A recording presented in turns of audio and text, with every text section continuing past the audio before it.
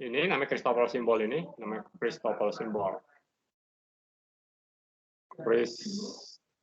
F-nya 1, 2 ya, kayak 2.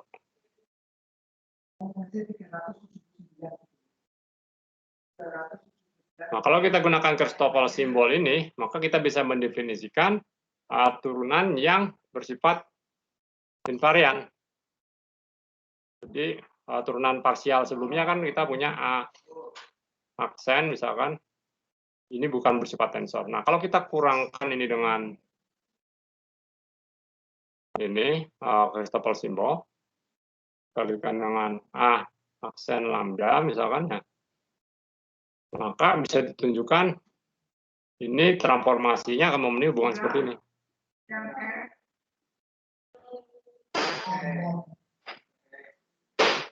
Ini berarti ini apa nih, kapal misalnya.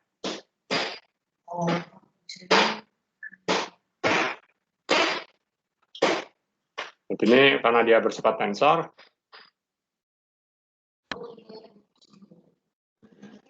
wah ini ini ya.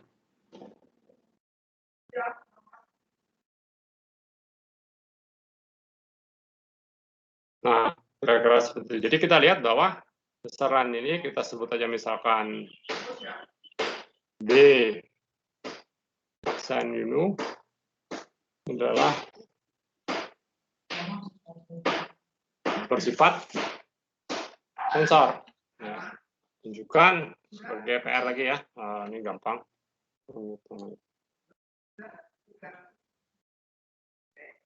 Nah, sekarang nomor 2.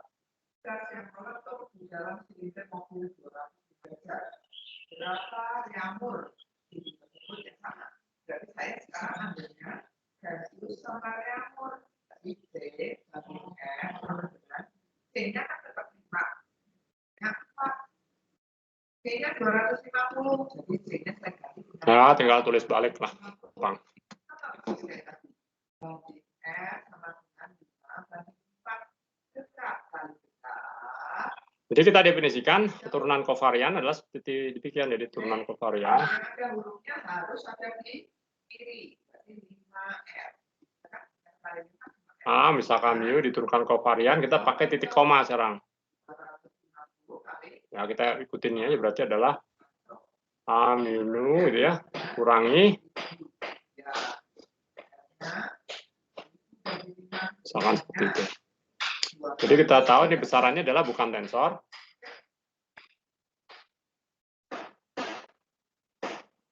Besarnya juga bukan tensor kan tadi.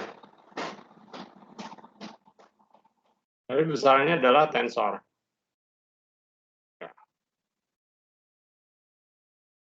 Jadi titik koma menggambarkan turunan kovarian, dengan koma turunan parsial.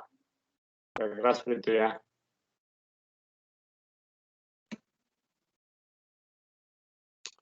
Nah, kalau kita, ini kan untuk yang vektor dual.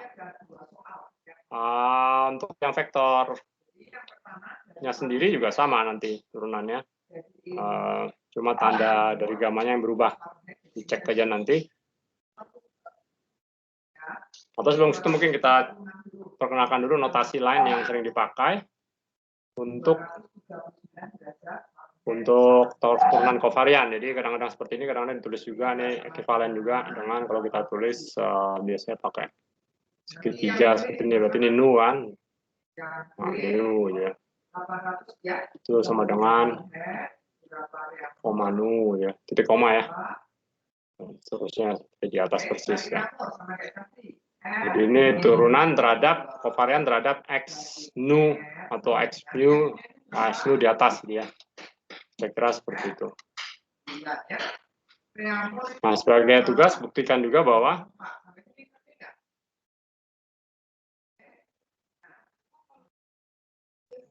tadi ya, tunjukkan bahwa dari parameter ke Celsius dulu boleh sama saja. Itu cuma dari cara yang lain. Dari parameter yang kedua. Nah, ini kan 239 kan. Ini koma ya. Plus 32 R sama dengan 9 dekat.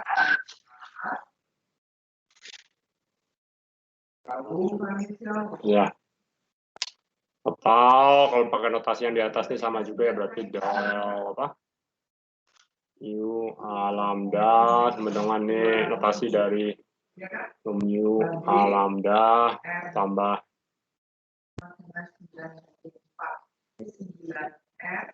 oke.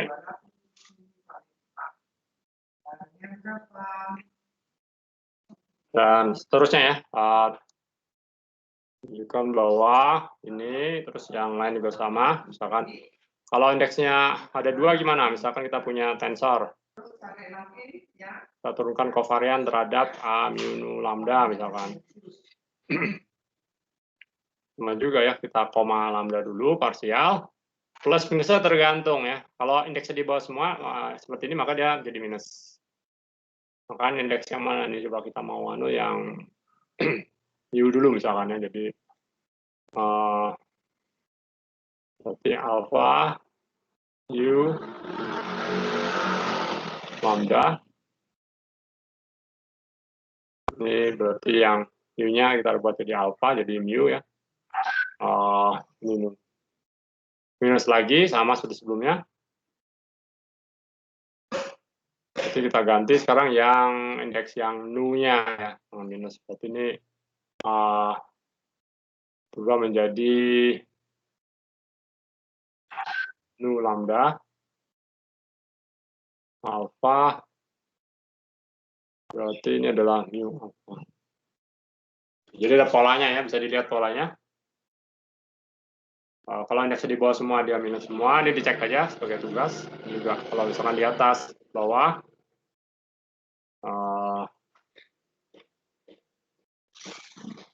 sama juga berarti adalah A mu nu koma lambda plus ya.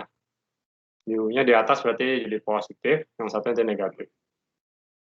Kita ikut pola yang ini saja kan sama ya. Yang lambda berarti atasnya adalah mu. Terus turunannya di sebelah kanan, indeks alfanya di sini kita jumlahkan, berarti ada lambda alfa.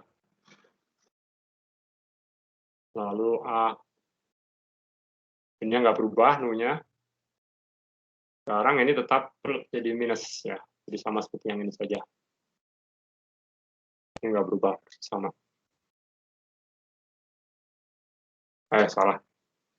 Ini di atas ya. U. Oke ya, jadi ikutinnya polanya untuk setiap indeks ikuti pola yang seperti ini atau sebelumnya. Demikian juga untuk yang kalau misalkan indeksnya di atas semua. Koma.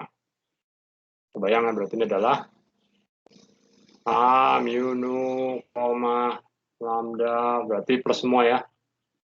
Plus lagi. Mu nu gitu ya. Ini apa? Diikutinnya pola gini berarti alpha mu. Berarti ini ini lambda, mu-nya bawah ini lambda berarti alpha lambda.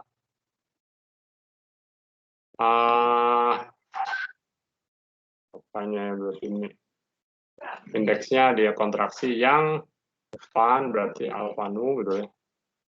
Yang ini juga sama alpha mu. Alpha mu.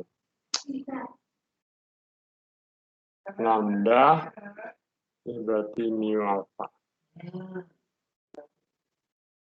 Nah, tunjukkan ya semuanya ya.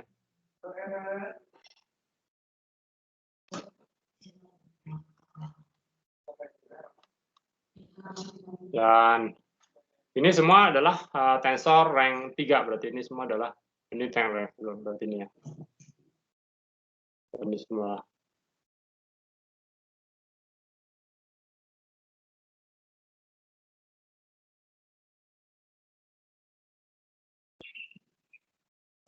Sesuai dengan definisi kita kan, turunan seperti.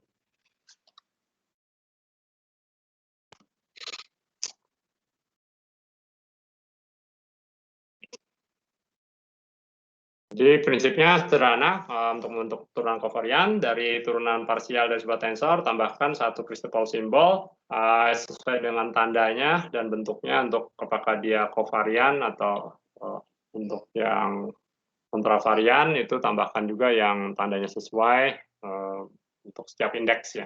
Intinya seperti itu.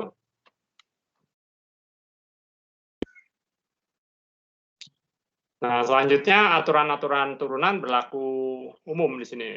Berlaku sama seperti kita melakukan turunan, misalkan kalau gimana kalau misalkan ada begini mu b nu tensor yang 2 ya diturunkan terhadap lambda misalkan ya. Ini caranya sama seperti pakai aturan apa sih namanya? Apalah namanya. Ini aturan perkalian ya. Siapa dong? Mu b itu dan seterusnya ya, aturan Leibniz gitu. Nah.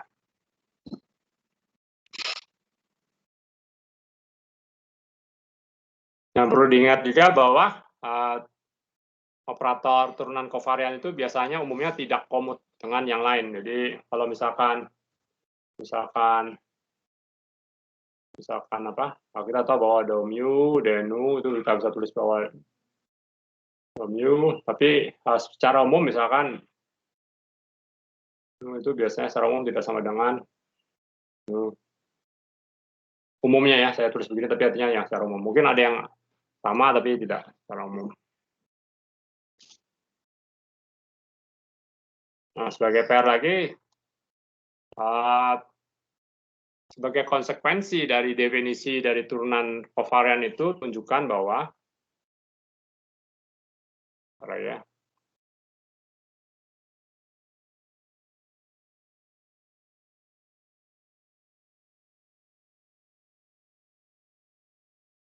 kalau kita punya tensor metrik misalkan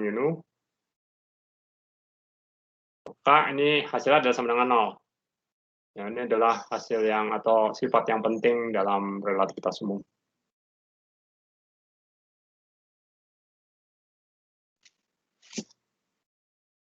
Oke. Akibatnya apa? Akibatnya ketika kita menaikkan dan menurunkan indeks dengan kontraksi menggunakan game UNU, itu komut dengan turunan kovarian, artinya kita mau turunkan dulu boleh, mau dinaikkan dulu boleh, intinya begitu, yang penting.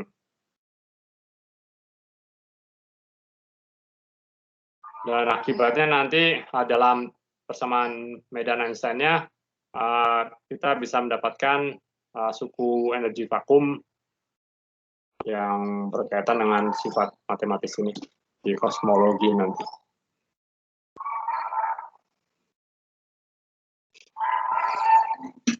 Oke, sampai sini ada yang mau ditanya dulu? Itu turunan kovarian.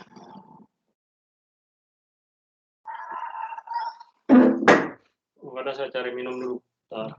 Pisan, panas pisan.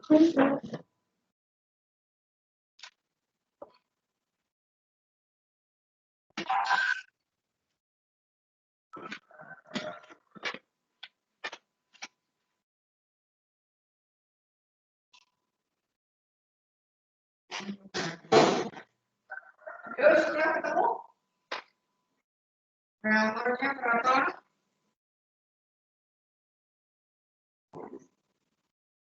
92. Benar kan? Nomornya 92.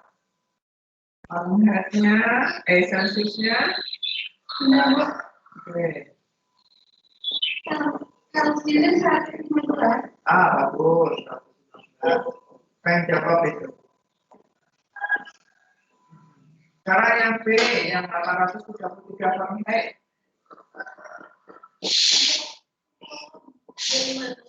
Dari mana?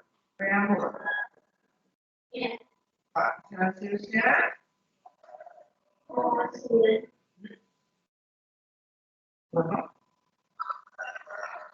356.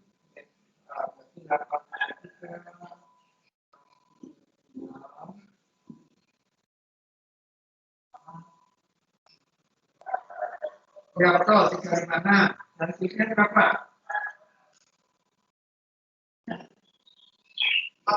Betul. Oke. Ya, lanjutin. Sampai ke bawah.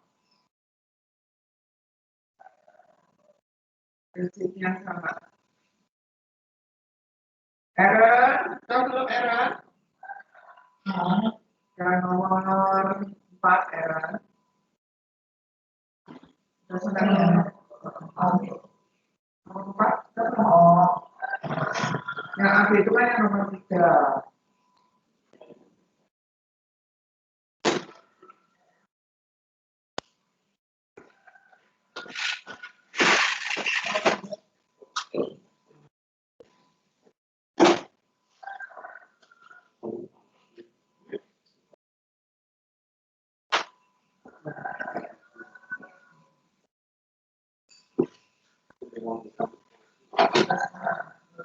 Sudah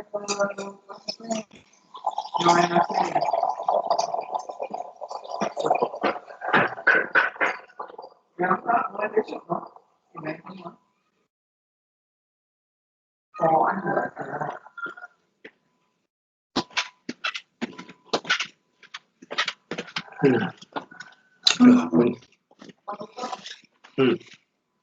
Oke, ada yang mau ditanyakan? Pak, izin nanya, Pak. Hmm? Kalau misalnya kayak turunan kovarian dan turunan kontravarian gitu, itu apakah bisa divisualisasikan secara sederhana gitu nggak, Pak? Soalnya masih rada kurang kebayang. Visualisasinya nantilah ketika kita belajar parallel transport, tapi untuk saat ini visualisasinya pakai persamaan aja. Artinya ini sebenarnya tuntutan ini lebih kepada formalisme, kita bekerja dengan tensor, jadi segala sesuatu harus bersifat tensor, intinya begitu. Jadi terlepas dari bagaimana nanti tafsiran, mungkin nanti yang turunan Lie lebih kebayang. Jadi karena kita harus bekerja dengan tensor, berarti semua operasi harus bersifat tensor. Dan kita gunakan track di sini dan memperkenalkan medan. Sini untuk karena kalau di visualisasi mungkin udah susah juga ya, karena dan nanti ketika kita bicara turunan Lie ya, karena kalau parallel transport sih berkaitan dengan parallel transport mungkin nanti lebih kebayang lah, yang berkaitan dengan kelengkungan dari ruang waktu gitu. Untuk saat ini diambil sebagai syarat matematis saja. Ya, baik, terima kasih. Juga itu.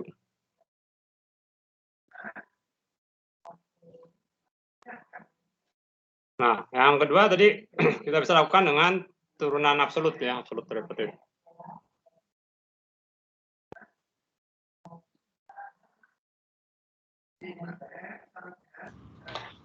Si Pak. Ya. Ini saya baru kepikiran. Ini kalau turunannya si metric tensor ini sama dengan 0, artinya bisa kayak kita kayak bisa bilang kalau metric tensor di koordinat itu kan bagus ya. Kenapa? Ini kan turunan kovarian dari metric tensor G mu nu kan sama dengan 0. Ya. Bisa kita simpulin kalau metric tensor di suatu koordinat itu selalu konstan. Oh, tidak. Okay. Beda turunan kovarian dengan turunan parsial ya. Kalau turunan parsial berarti kan dia tidak bergantung kepada koordinatnya, tapi ini kan turunannya namanya turunan kovarian, jadi hati-hati.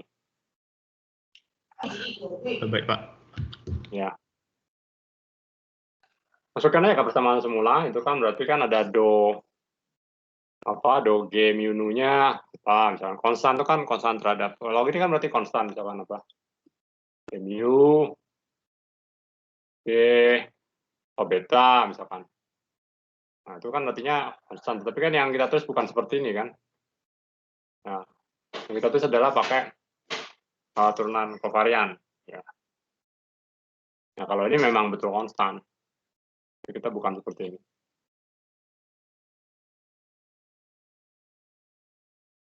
ya, jadi beda. Baik, Pak.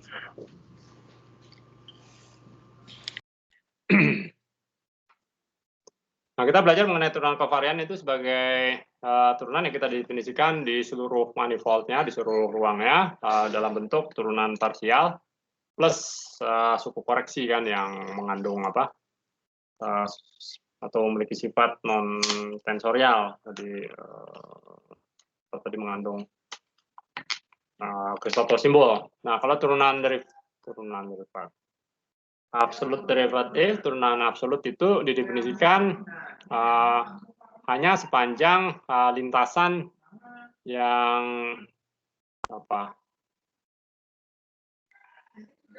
dari kita lihat dari suatu kurva itu yang kita nyatakan dalam turunan biasa plus koreksi untuk suku yang non tensorial. Jadi mirip seperti sebelumnya, cuma kita definisikannya hanya sepanjang lintasan tertentu atau dalam kurva berdasarkan definisi kita terhadap kurva tertentu. Jadi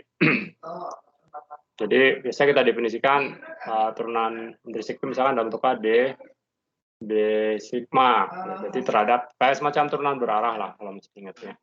Jadi kalau misalkan kita tuliskan DA alpha itu ya D sigma berarti terhadap kurva sigma, makanya kita turunkan seperti biasa kan turunan terhadap suatu kurva dalam arah kurva tersebut adalah D sigma, misalkan sigma menyatakan parameter yang ada pada kurva tersebut. Caranya sama seperti sebelumnya. Pakai apa ini? Aristotle simbol juga. Ya, persis. Cuma ini kita harus nyatakan dalam bentuk kurvanya, berarti ada suku tambahan X dinyatakan dalam parameter kurva. Jadi mirip seperti sebelumnya. Ini kasus dari vektor ya. Kalau untuk yang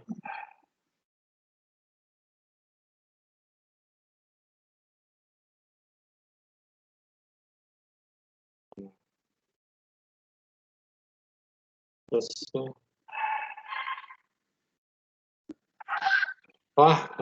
ini jadi pindah kita ke bawah, namanya tetap ini beta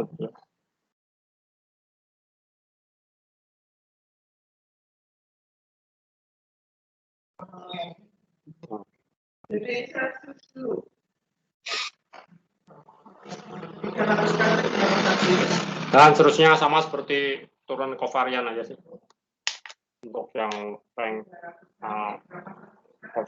lebih tinggi ya.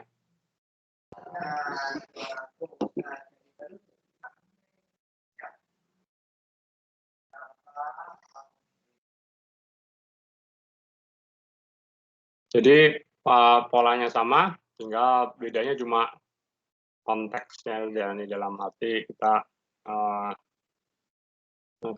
aplikasikannya. Kalau tadi kan secara umum ya, turunan di mana-mana secara umum ya seperti itu. Tapi kalau kita menurunkan dalam satu lintasan tertentu dalam arah tertentu ya caranya seperti itu. Sebenarnya ini kasus bisa dibilang kasus khusus lah. Nah, bilang berbeda tapi kasus khusus dari varian. Nah, kalau kita aplikasikan kepada medan tensor, mereka akan menghasilkan medan tensor poinnya adalah seperti itu. Dan ini nanti yang lebih geometriknya kalau kita gunakan ini untuk mendefinisikan transport paralel.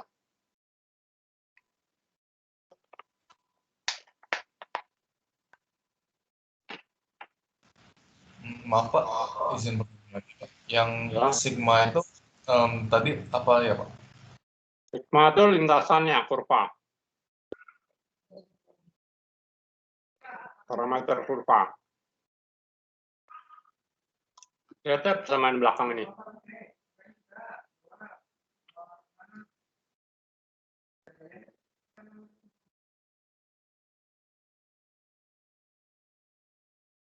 persamaan ini kan menyatakan bahwa kita sebetulnya secara implisit atau eksplisit atau terserah.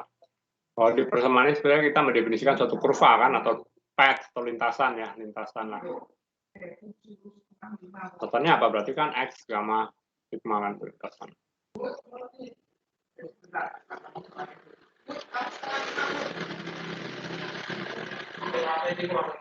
Ya, ini tak kasih soal dulu aja. Oke. Nah, kalau bingung ingat lagi yang fisika dasar aja lah. R fungsi dari T, ya itulah lintasan. Tadi Saya kira begitu. Terima kasih, Pak. Sigma itu parameternya. Nah, yang saya tadi ya. Yang B nggak boleh. Nah, Ini itu jadi instansi nggak boleh. dan yang satu lagi yang mungkin akan dipakai tapi mungkin agak jarang ya di kuliah kita, turunan derivatif, Lie derivatif atau turunan Lie. Jadi turunan kovarian itu diperkenalkan sebagai modifikasi dari turunan parsial sehingga turunannya mematuhi aturan tensor ya, struktur tensor. Nah, salah satu cara lain untuk melakukan itu dengan namanya disebutnya turunan derivatif ya, turunan derivatif.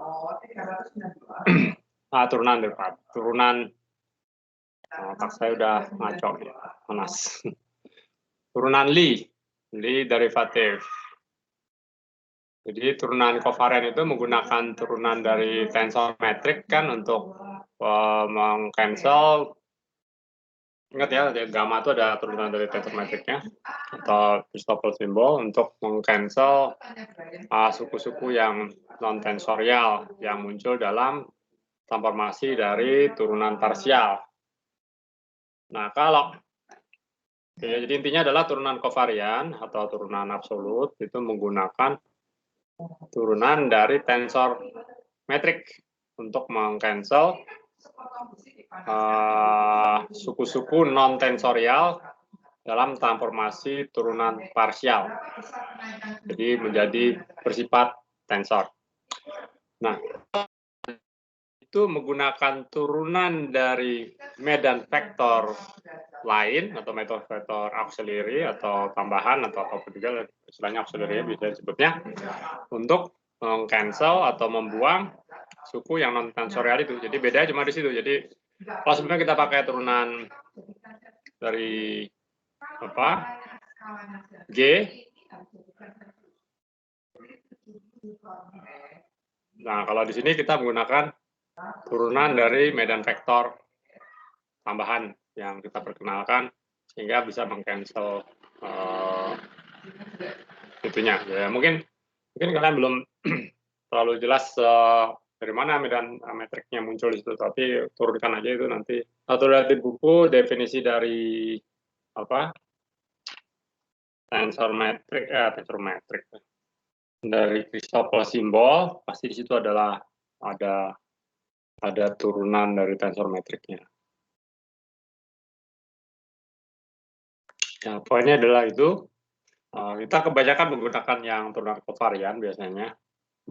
Tapi kadang-kadang di konteks yang berbeda, kita juga harus mengerti tentang turunan Lie. Nah, turunan Lie itu mungkin pernah dengar istilahnya Lie group dan seterusnya. Jadi biasanya turunan Lie banyak dikaitkan dengan konsep asimetri dalam aplikasi fisiknya. Ini sebenarnya turunan Lie. Intinya itu mungkin perlu dibahas detail nggak?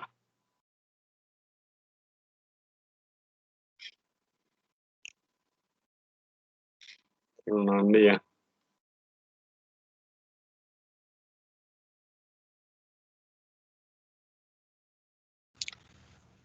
Nah, ini mungkin kalau mau lebih geometris memang pakai turunan Lie sih. Penggambarannya mungkin ya. Oke lah, coba kita coba. Kita memperkenalkan namanya kongruen dari suatu manifold, yaitu kongruen itu adalah bahasa Indonesia juga kongruen kan ya, serasi lah, kongruens dari manifold ya.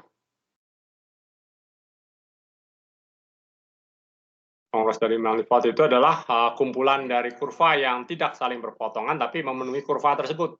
Jadi sebetulnya sih kayak medan vektor aja sih. Jadi dia kurva, misalkan kita punya manifold, mana gambarnya ya, adalah manifold M, lalu kita punya kurva-kurva yang tidak berpotongan ya.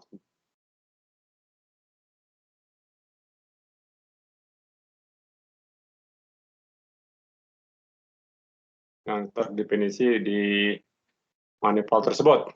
Jadi artinya ya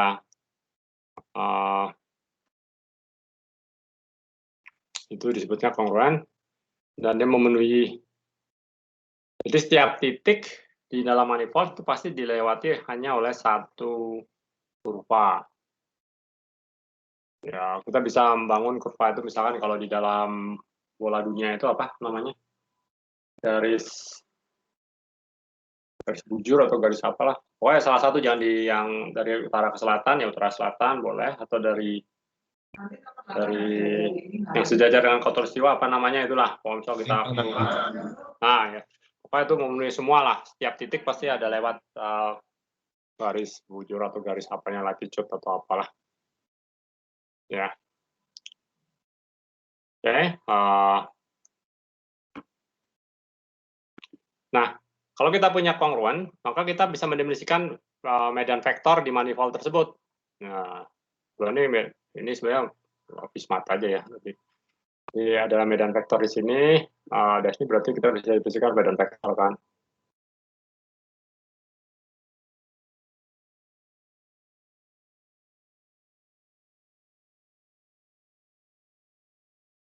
Dan terusnya lah. Ada demikian juga sebaliknya, kalau kita punya medan vektor, maka ada kongruen. Jadi intinya sih adalah kongruen ini berkaitan dengan vector field. Intinya itu aja lah. Ya, medan vektor itu ya misalnya apa? Tangent vector field dari ininya, dari kurvanya tersebut. Ya.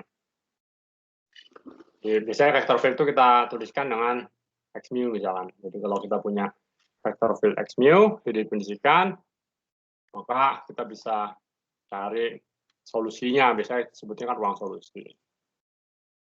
Kayak semacam medan vektor di dalam medan listrik lah. Nah, kurva dari suatu kongruen, misalkan kita pilih suatu kurva itu disebutnya adalah orbit. Jadi vektor x mu itu disebut membangkitkan orbit. Ini adalah orbit ya. Salah satunya disebutnya adalah orbit. Jadi vector field itu membangkitkan sebuah orbit. Nah, kalau kita punya medan tensor yang didefinisikan dalam manifold, maka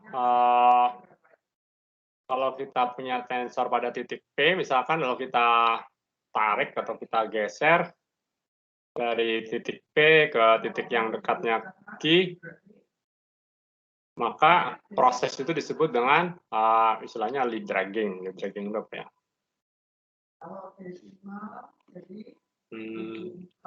Ya diseret kali ya, lebih bagus. Gimana nih gambarnya? Ya. Misalkan seperti ini. Ini ada titik P. Titik Q, misalkan ya.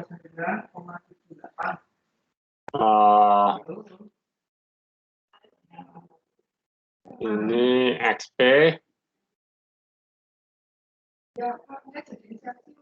Ski ya, terus punya tensor di titik P. Kita bisa tensor di titik I. Ini yang kita buat sejajar kira-kira seperti ini.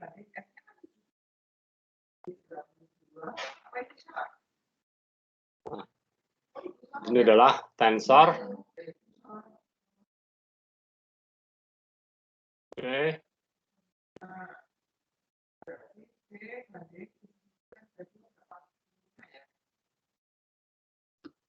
Ini sebut aja ini adalah X. Oke, gitu ya.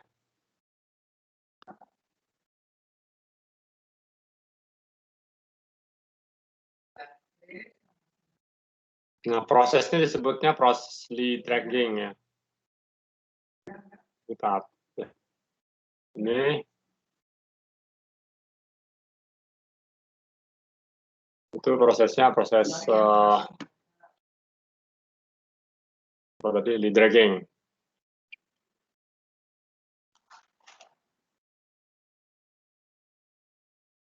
Dan perubahannya ini kan pasti ada perubahan terhadap tensor dari apa? Dari perhatikan bahwa tensor itu kan didefinisikannya di dalam ruang tangannya masing-masing. Jadi kita nggak bisa mengurangkan atau menselisihkan dua buah tensor, satu di titik P, satu di titik Q, itu meaningless ya. Jadi sama seperti vektor kan. Vektor itu terletak di dalam ruang tangan masing-masing, tangent space-nya, sehingga kita nggak bisa menselisihkan kalau satu di titik P, satu di titik Q. Jadi harus di drag dulu. Ya, di drag dulu dari misalkan dari titik P kita drag ke titik Q, lalu kita bandingkan. Nah, perbandingannya itu, selisihnya itu akan mendefinisikan apa yang disebut turunan Lie. Poinnya sih seperti itu.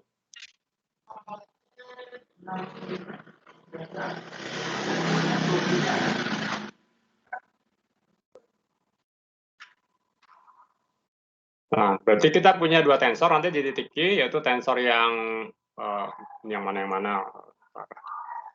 Anggapnya misalkan ini adalah tensor yang di drag itu adalah yang putus-putus, sebaliknya. Ya, ini harusnya putus-putus saja nih, menurut sejajar. Ini tensor yang didefinisikan secara natural di Q. Jadi ada tensor di Q yang di sini kalau tensor di Q itu misalkan, atau ini gambarannya adalah vektor adalah yang garisnya tegas, yang di drag adalah garisnya adalah yang putus-putus. Poinnya seperti itu ya. Jadi nah, kalau kita punya medan vektor x mu dan x mu berkaitan dengan satu kengruan atau kumpulan dari orbit, lalu kita definisikan medan tensor di dalam manifold tersebut, di dalam medan tensornya, misalkan di P, ini dan Q seperti itu, maka kita anggap aja misalkan medan tensornya adalah rank 2 sebagai contoh, T mu nu gitu ya.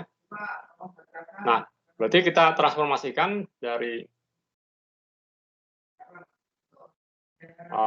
posisi di sini, perubahannya adalah kita sebutnya dari X ke X aksen, itu X aksennya adalah kita sebut saja X mu.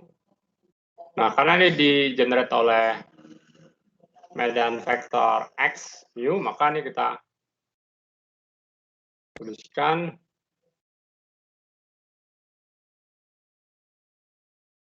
delta mu. Artinya ini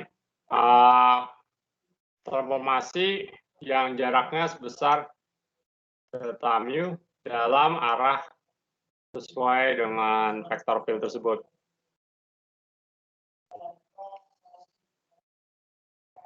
Itu ya, jadi ini transformasi aktif ya, transformasi aktif.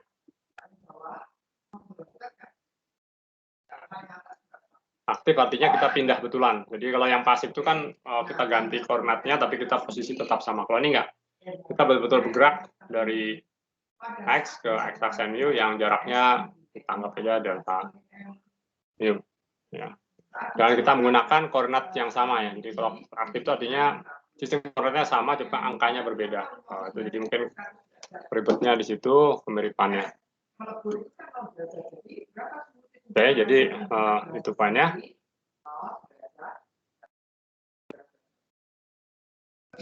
Nah, titik Q itu berarti terletak pada kongruen atau pada orbit yang sama dengan titik P. Nah, sekarang kita tinjau tensor di titik P gitu ya. Tensor di titik P dengan komponennya misalkan rank 2 tadi ya. Tinjau tensor di titik P. Ya, muncul di sini 23 cm. Nah, kalau gitu, itu berapa Celsius ya? Katakan nggak ngerti, 23 cm itu berapa Celsius ya? Gitu kan? Oke ya. Jadi tensornya tergambar seperti ini, tapi maka ini akan berubah menjadi tensor dengan komponen T aksen misalkan mu di titik X aksen, yaitu iki gitu ya. Dimana X aksen itu diberikan oleh persamaan ini. Nah ini kita katakan dia di lead drag gitu ya dari sini. Nah kalau kita gunakan aturan transformasi tensor biasa, maka kita dapatkan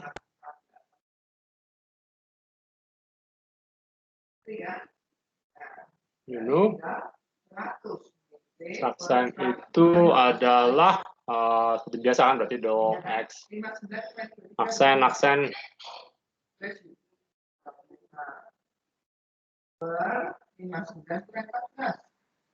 ini berarti mu pakai apa?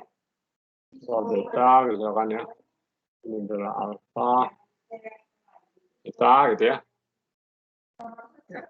Nah, kita jabarkan nih dalam ekspansi. Ini kita gunakan yang ini, masukkan ya persamaan ini, turunkan terhadap X ini.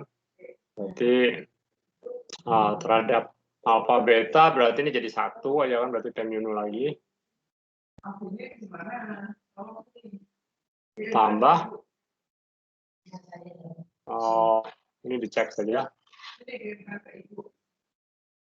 X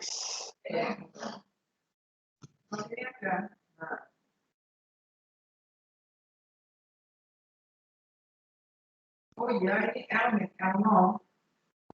Berarti yang ditanya per yang di bawah ya? Samakan aja. Yang ditanya per yang di bawah. Oke ya, jadi kita pakai yang ini, substitusikan ya ke dalam persamaan ini, jadi kan do X aksen mu. Ya, berarti kan do X. Nah, kita buka yang ini. Ya. Do Ini yang alfa. ditanya bukan yang bawah, atas dan bawah itu kan? Jalan adalah delta. Yang ditanya bukan yang di bawah. Boleh? Nah, itulah terus lakukan dengan yang lain. Makanya dapat yang T mu-nya dapat dari yang depan ini. Jadi gini, jadi yang ditanya gitu loh. Ya, betul ya. Biar pahamnya. Yang ditanya kurang yang bawah. Nah, itu kita dapatkan tensor yang di lead drag dari P ke Q di sini dalam hal ini. Nah, sekarang turunan Li dari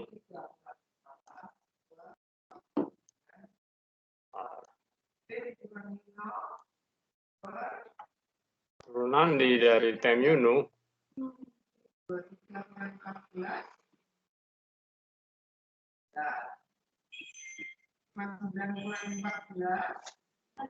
terhadap X tadi mu didefinisikan sebagai ini harus ada ininya. Berarti yang kita perkenalkan medan vektornya itu adalah X-nya di sini ya. T mu nu itu didefinisikan sebagai turunan biasa, yaitu limit delta U plus. Yang kita selisihkan ini di titik X, yang natural di titik X, dengan yang lead drag gitu ya.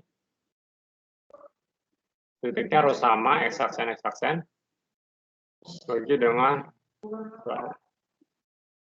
jadi ini adalah yang secara natural didefinisikan di titik Q, ini yang di lead drag ya.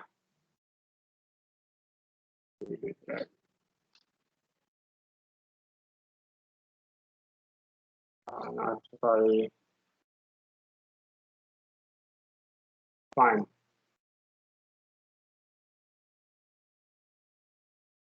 Jadi poinnya adalah selisih antara kedua itulah.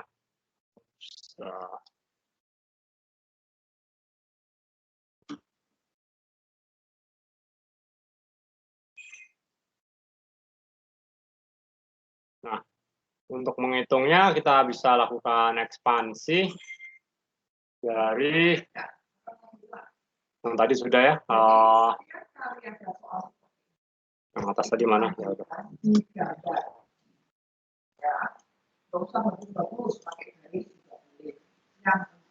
Nah, yang ini ya kita pakai lagi di sini.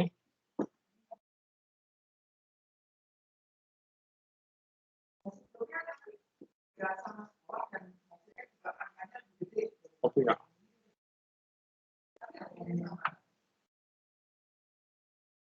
Ya, absen ya gitu ya.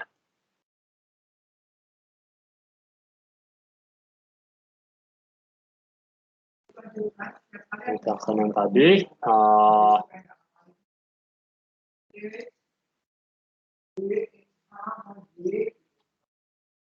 Coba sini.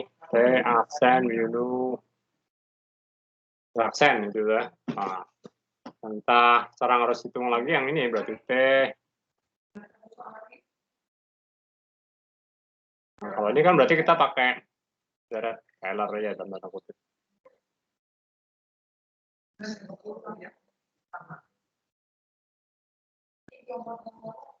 Ini adalah di apa misalkan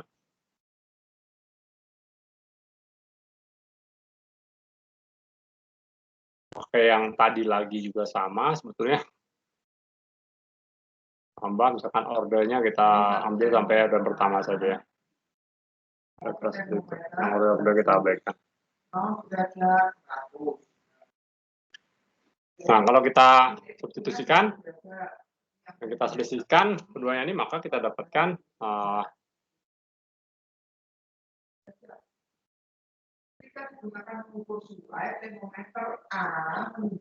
jadi sekali lagi X ini menentukan apa perubahannya. Sehingga ada ini dibuang, berarti ini kurang ini. Yang ini hilang kan tinggal belakang-belakangan. Ini berarti ada suku ini, ada suku itu. Berarti ada 1, 2, 3 suku berarti ya.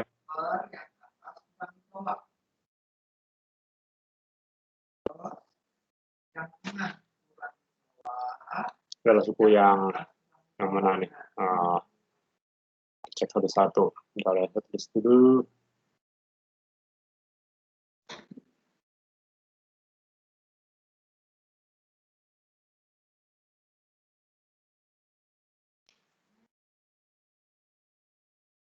Ini ya, berarti sukunya adalah sini.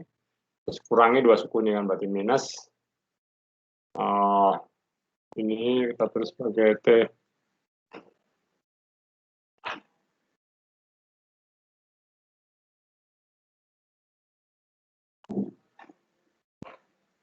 Nah, beta ganti alfa, minus lagi satu lagi yang ini ganti alfa juga.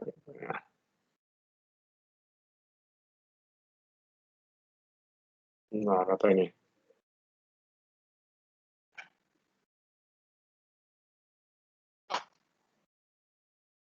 Ya.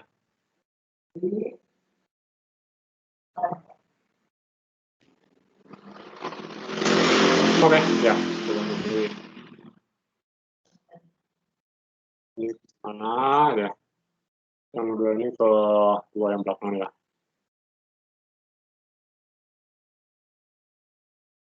Terusannya. Ini beta diganti alfa. Ya, bagus. Karena itu indeks dummy aja.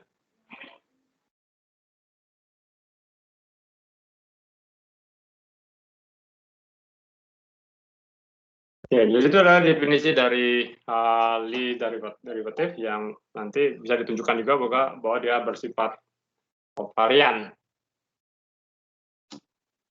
Bisa dilanjutkan untuk yang rank-rank yang lain juga hasilnya sama, prinsipnya sama. Jadi misalkan Lx bisa saja buktikan aja. Jadi itu adalah langsung Ini paling sering harus diingat itu, jadi ini langsung aja apa dong. Oh, ini adalah vector field. Ingat ya, vector field itu berarti ini komponennya ini adalah basisnya, ini bekerja langsung pada P gitu ya. Kalau X ke misalkan ke komponen vektor berarti ya sama juga X alpha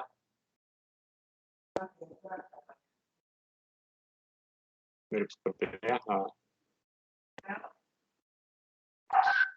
Oke. Yang di bawah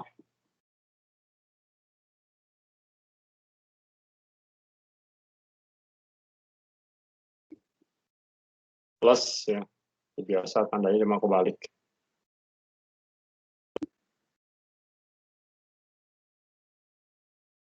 Ini alpha ya.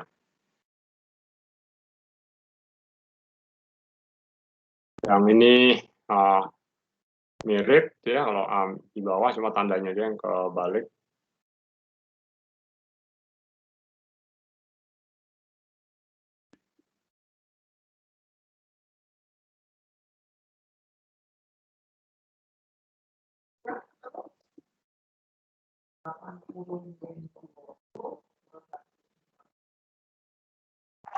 Kalau yang di atas semua ya kayak gini persis.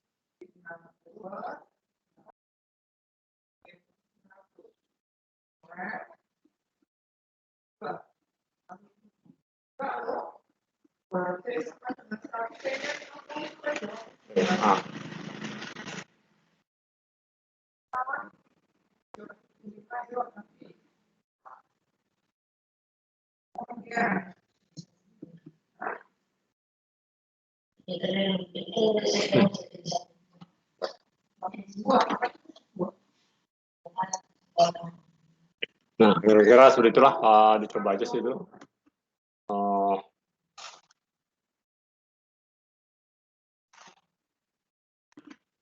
Jadi pada prinsipnya sebenarnya kalau secara matematis turunan Lie itu bisa dianggap konsep yang lebih primitif dibanding turunan kovarian karena dia membutuhkan lebih sedikit modifikasi dari atau lebih sedikit struktur dari manifoldnya. Pada prinsipnya seperti itu. Jadi untuk turunan Lie kita nggak membutuhkan sama sekali konsep metrik, intinya begitu. Jadi metrik atau koneksi atau Christoffel simbol yang didefinisikan dari metrik itu tidak muncul di sini.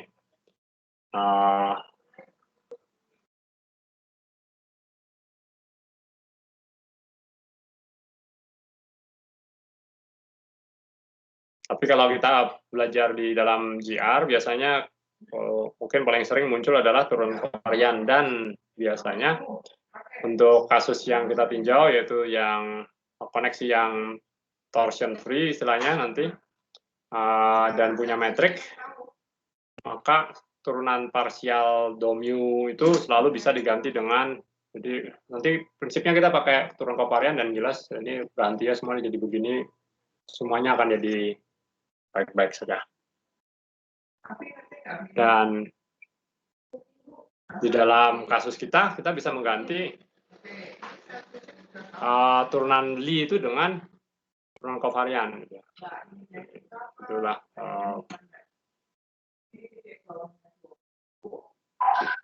kasus yang khusus atau unik dari general relativity.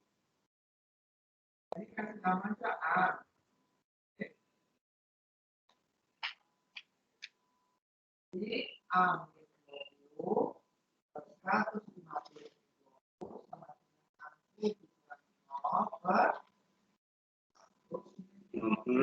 apalagi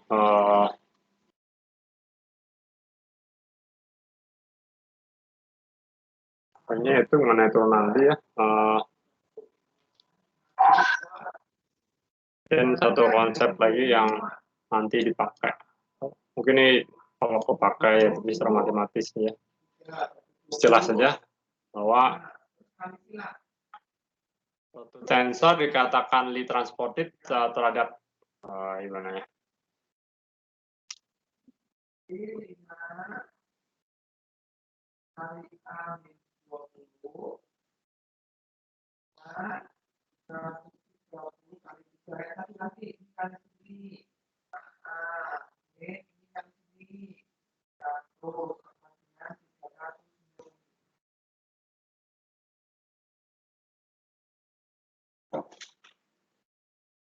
yang didefinisikan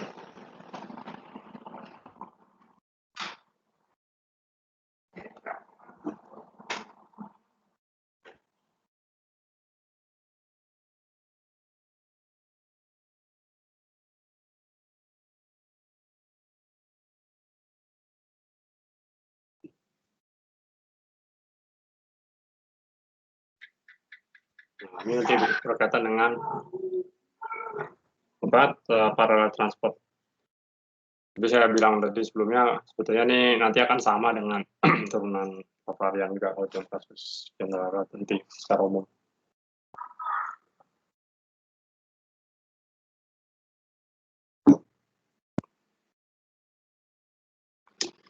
Nah, kita juga tertarik dengan namanya isometri atau simetri. Jadi salah satu pertanyaan yang menarik adalah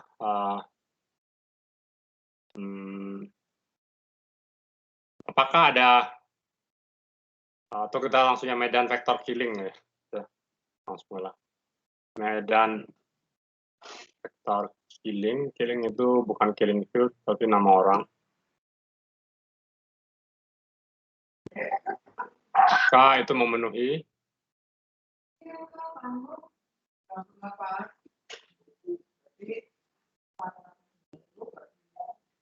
ya betul 98. Oke.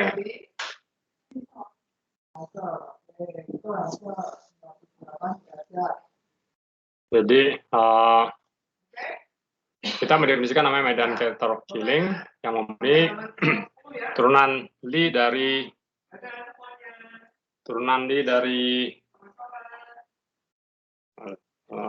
metrik itu sama dengan 0.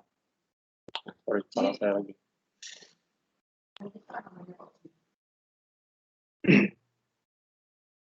Nah, itu disebut medan vektor killing. Dan vektor killing itu menyatakan arah dari sini,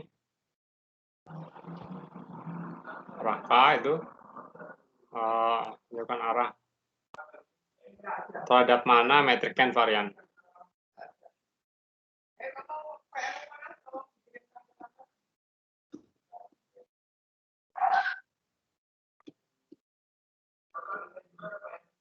Jadi berkaitan dengan simetri ya.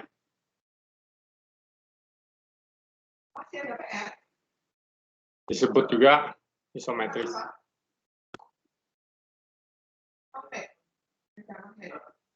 Iso sama metris itu ya metrik ya. Jadi simetri dari metrik.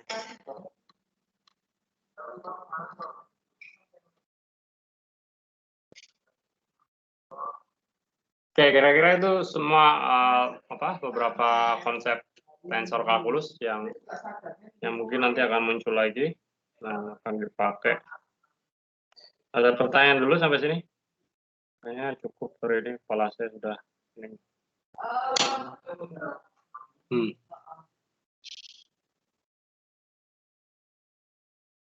Maaf Pak, hanya itu deskripsi yang arah terhadap untuk arah vektor killingnya itu bagaimana ya Pak?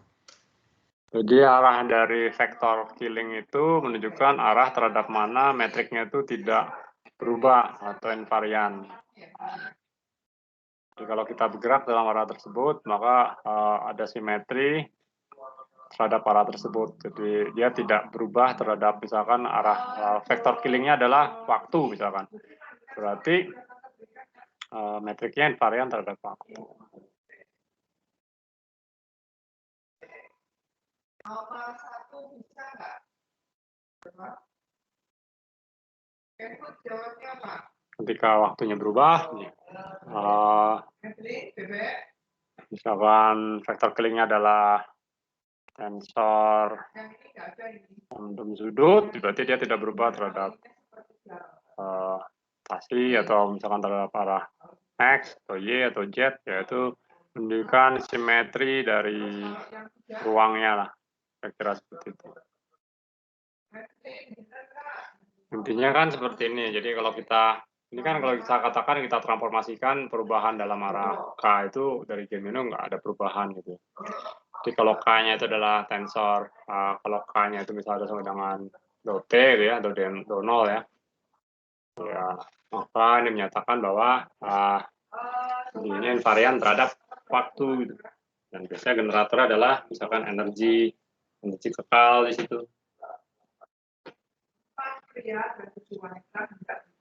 Begitu ceritanya.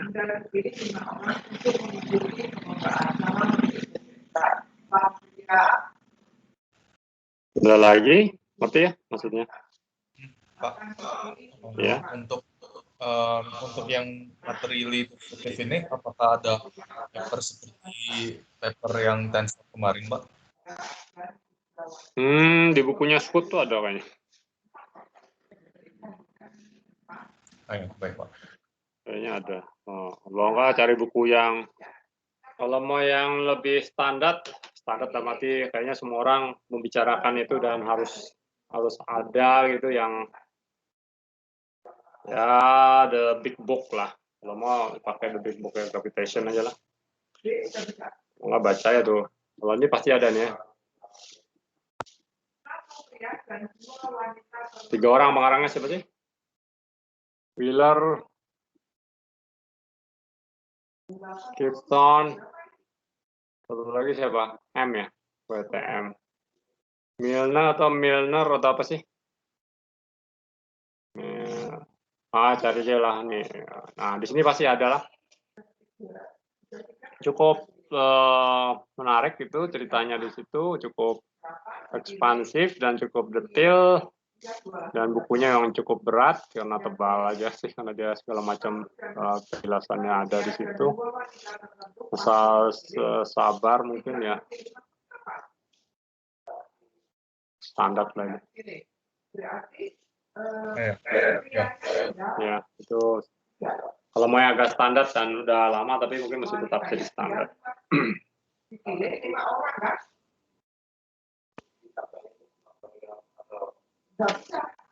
Oke, ada lagi? Kalau bebas ya udah berarti 8 kombinasi 3. Dari 5. 8 dari 5.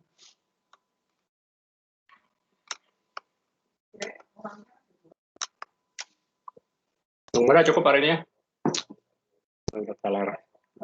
Nah, mudah-mudahan minggu depan saya lebih siap. Oke, sudah begitu hari ini. Lanjut lagi minggu depan. Nah, baca aja dulu ya. Ayo, Baik, terima kasih Pak. Oke. Cepat sembuh.